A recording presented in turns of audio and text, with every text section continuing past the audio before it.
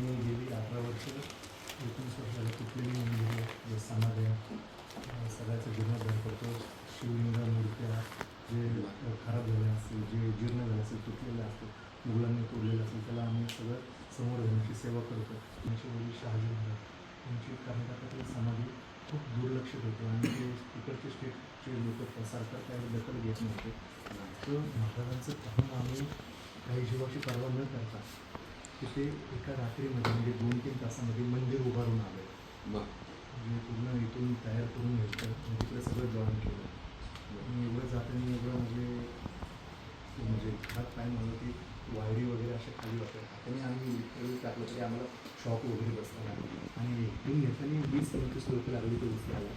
तर महाराजांच्या आशीर्वादाच्या ताकदीने आम्ही 7 जणांमध्ये ते मंदिर उभारलं. आणि खूप त्याची म्हणजे समाजाची दुरी आपण वगैरे आम्ही केलं. म्हणजे कोणाची परवानगी घेतली त्यांनी मी काढून केलं आम्ही.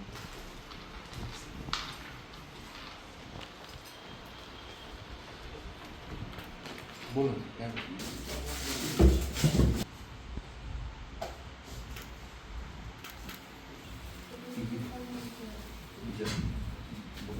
बोलतील.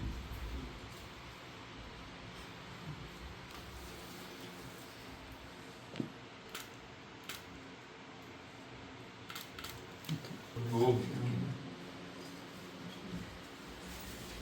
समाधी अजून 7 दिवस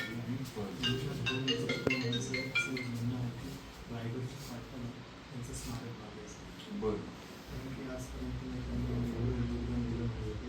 बरं त्यांच्या अजून स्मारक नव्हतं.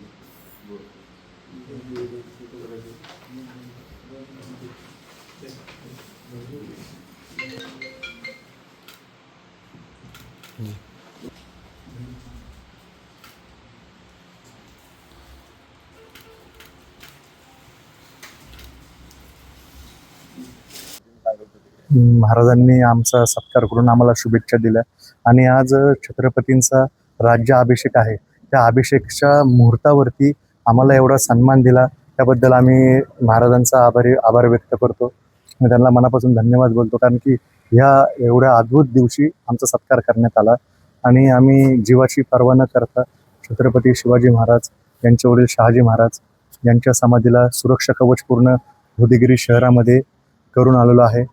आणि पुढचं महाराजांनी पण आम्हाला असं पूर्ण म्हणजे श्वासवती दिली की आता पुढचं आम्ही काम इकडे सगळं म्हणजे लक्ष देऊ आणि आपलं सरकार बाहेरचा स्टेट आहे ना तो, त्या सरकारशी आम्ही बोलून सगळं व्यवस्थित पार पाडू असं आम्हाला ग्वाही दिली. जय मल्हार, जय शिवराय.